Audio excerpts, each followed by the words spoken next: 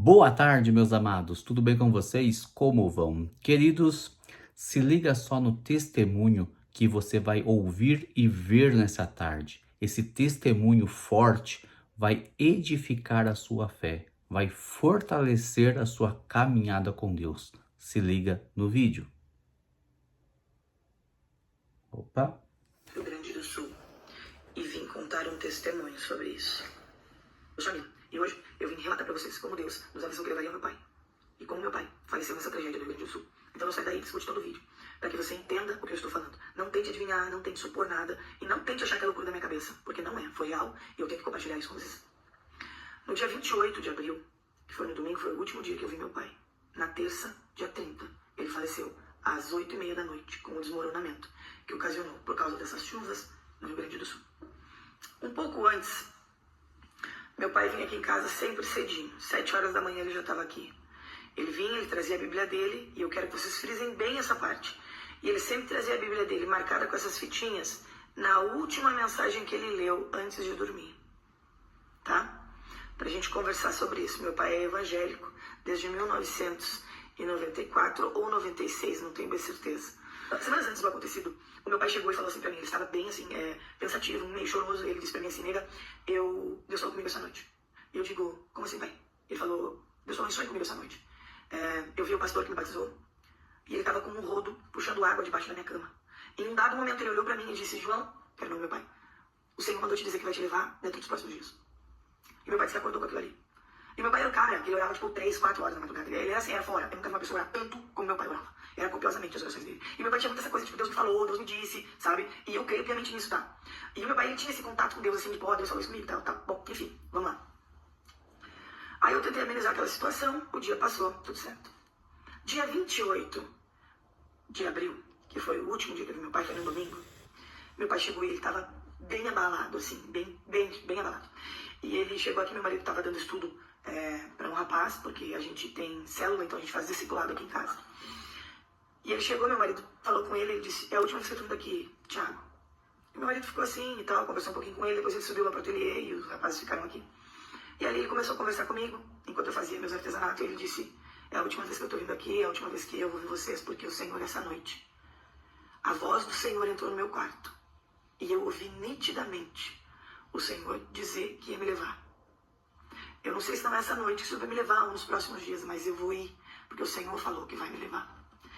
E uma das maiores preocupações do meu pai, que ele frisou nesse dia, como ele frisou nos dias anteriores, era, eu só peço que se Deus me levar, que ele leve os meus animais junto comigo. Meu pai tinha 2 cães e 3 gatos, meu pai era apaixonado por bicho, vocês não têm noção. Ele era assim, se ele pudesse resgatar todos os animais, ele resgatava, sabe? Então ele disse, porque eu sei que ninguém saberia cuidar dos meus bichos como eu. Então essa tem sido a minha oração pro Senhor. E ele estava muito triste, como se ele estivesse se despedindo mesmo, e ele estava. E ele falou para os meus filhos que o vô não ia poder vê-los crescer. Falou para minha filha na mesa, na hora do almoço, ele pediu perdão para minha filha de 8 anos. E ele disse, filhinha do vô, porque ele sempre chamava meus filhos assim, perdoa o vô.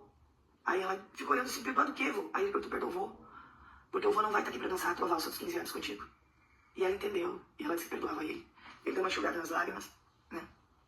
Ficou aí conosco até umas 4h30 da tarde, depois ele se despediu e disse, gente, eu tô indo. Eu, tá bom, pai, amanhã a gente se vê, porque ele vinha todo dia. É forte, hein? Segunda-feira, choveu, e choveu muito aqui. Mas como aqui é um lugar que chove bastante, eu disse, tá, hoje ele não vai sair porque tá meio frio, choveu, né? Eu sempre mandava de noite pra ele algo pra ele jantar, e alguma coisa, caso ele quisesse ficar em casa no outro dia, pra ele não precisar fazer comida. E na terça, meu marido veio do serviço, se teu pai não veio, eu disse, não, mas eu preparei uma vendinha bem quentinha, fiz um bolinho de milho que ele ama, fiz macarrão que ele amava minha massa. E eu disse, tu leva ele pra ele, meu marido, sim, eu vou levar ele, já comprei uma vitamina pra ele, porque ele estava se sentindo meio fraco, vou levar pra ele. Meu marido chegou lá, entregou pro pai, disse, amanhã, seu João, seria feriado na quarta-feira, eu venho lhe pegar perto das 9, o senhor não precisa acordar tão cedo, pro senhor ir passar com nós, tá? Tá bom, combinaram tudo. Beleza. Agora eu quero abrir um parênteses nisso aí. Nesse dia, na terça-feira, foi um dia muito diferente pra mim. Eu acordei com um sentido diferente no meu coração, como se eu já soubesse que algo ia acontecer. E eu tava desinquieta com aquilo. Ao decorrer do dia, eu ouvi 2 pregações que falavam sobre luto, mas uma, em específico, mexeu muito comigo, e eu gostaria de compartilhar isso com vocês. A pregação da pastora, missionária, não sei, Helena Raquel, no Gideão Missionário, tá? Ela pegou essa passagem. Gerar Deus avisando, gerar Deus falando. Você vai entender o que eu tô falando. Com seu filho e com sua filha aí, ó. Sobre luto, sobre não mostrar assim, no luto, fazer, sabe, coisas. É muito forte essa mensagem, eu gostaria que você assistisse, tá? Procure lá. E aquele dia foi assim, meio esquisito. Quando chegou de noite, tá? Era 8:55 da noite. E eu tava escovando meus dentes quando uma vizinha ligou. E disse assim, Mila, teu pai foi soterrado. E só se ouviu os gritos de desespero. E, gente, eu fiquei num estado de nervo, eu comecei a tremer. Porque a ideia de tu, sabe, pensar que o teu pai morreu gritando desesperado por socorro, me sufocava. E eu dizia, Deus, que ele não tenha morrido sufocado, que ele não tenha sentido dor, que, sabe? Porque as coisas que tu, no mundo de desmoronamento, tu sabe que é impossível, assim, é tipo 0,0,1% de chance de alguém ter sobrevivido. Mas ok, eu confiava em Deus, e se fosse da vontade de Deus que eu tivesse sobrevivido, ok, eu creria no milagre. Mas agora vem a parte mais assustadora. O pai foi retirado só na quarta-feira de manhã. Ele ficou toda a noite lá. Só que era 1h da manhã, eu e meus irmãos, meu marido, estávamos de vigília naquele lugar. A 1h da manhã, uma voz ecoou dentro de mim, assim, ó. E essa voz me disse, não te preocupa. Ele foi levado antes da casa desmoronar. Ele morreu dormindo. E eu digo, Senhor, eu tô ficando até louca. Sabe, porque a situação como um todo te faz pensar que tu pode estar ficando doido. E eu disse, Senhor, então me confirma isso, se for o Senhor falando comigo. Mas eu falei com Deus aqui, né? Não externei nada. Vim pra casa, às 4h da manhã, porque meu marido tinha trabalhado no dia, tava muito cansado. Eu disse, não, vou em casa, tu dorme um pouco, eu vou ficar lá, vou fazer um café pra fazer com os guris aqui, porque a gente ia ficar toda noite naquele lugar. E tava frio, tava chovendo. Eu não gostei de dormir aqueles minutos ali, meu marido dormiu. Mas antes do meu marido dormir, eu disse, Tiago, eu quero muito que o Senhor me confirme que o pai faleceu dormindo.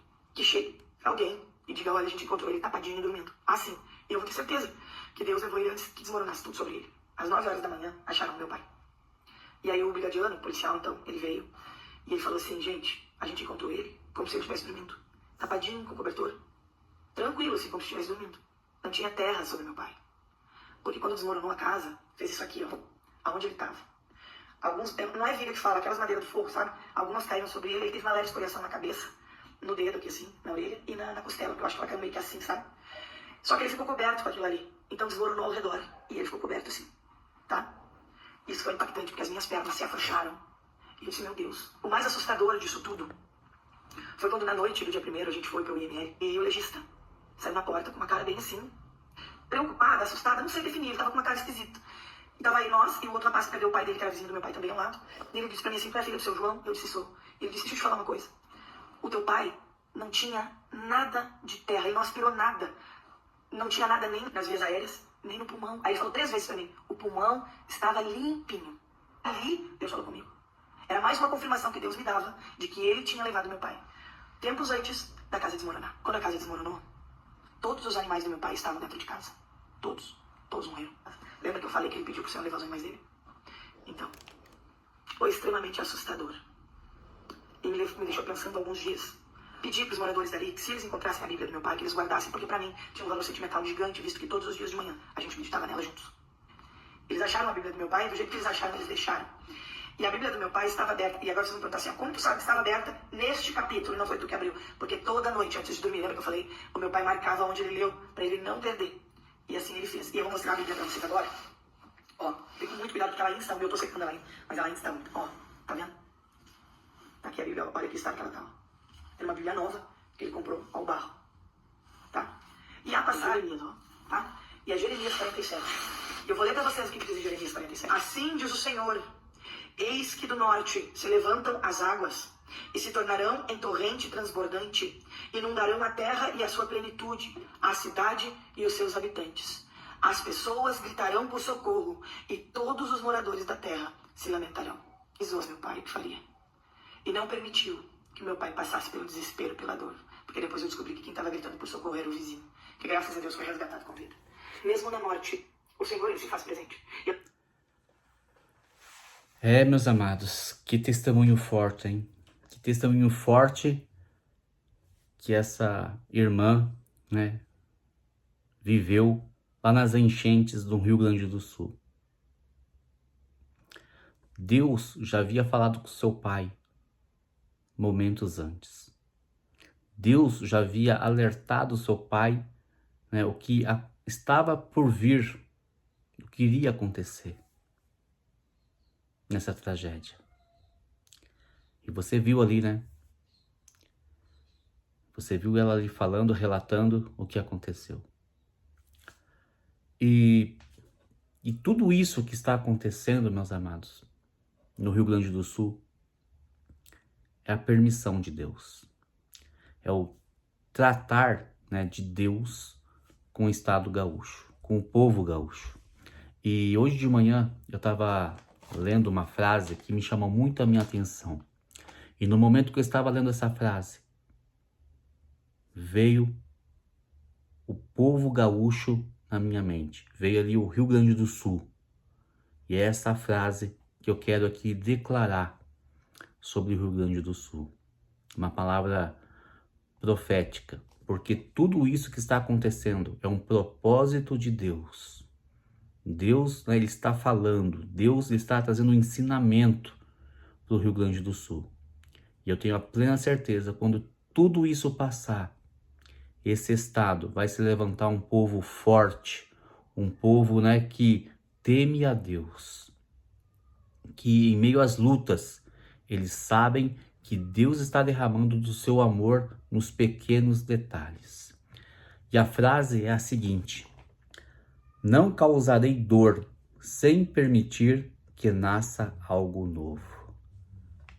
Então, sobre o Rio Grande do Sul, né? Nesse momento de dor, de tristeza, de luto, tenha certeza que vai nascer algo novo, que vai nascer um novo Rio Grande do Sul, que vai nascer um novo povo gaúcho abençoado por Deus. É essa a mensagem sobre a sua vida. Da mesma forma, tudo o que acontece, queridos, na sua vida, ainda que causa dor no seu coração, ainda que causa dor na sua alma, tenha certeza que isso é um propósito, é uma permissão de Deus para que nasça algo novo na sua vida. Para que nasça algo novo na sua vida. E você vai crescer forte na presença do Pai e abençoado. Amém? É essa a mensagem que eu tenho para você hoje. Que esse testemunho possa ter falado com você. Continue orando pelo Rio Grande do Sul. Continue orando pelo povo gaúcho. Continue clamando pela misericórdia do Senhor sobre o Rio Grande do Sul. No nome de Jesus. Amém, meus amados? Faça a sua doação, doe. Procure aí as instituições sérias. Procure aí as igrejas, como o Mevan, o Abba Pai Church, a Igreja Mundial do Poder de Deus, a Igreja Renascer, né, que estão levando os donativos até lá o Rio Grande do Sul. Continue orando, porque o propósito de Deus sobre o Rio Grande do Sul é muito mais grande do que nós imaginamos. Deus está tratando a nossa nação. Basta que a gente esteja com nossos ouvidos atentos. Amém? Que Deus te abençoe. Até o próximo vídeo.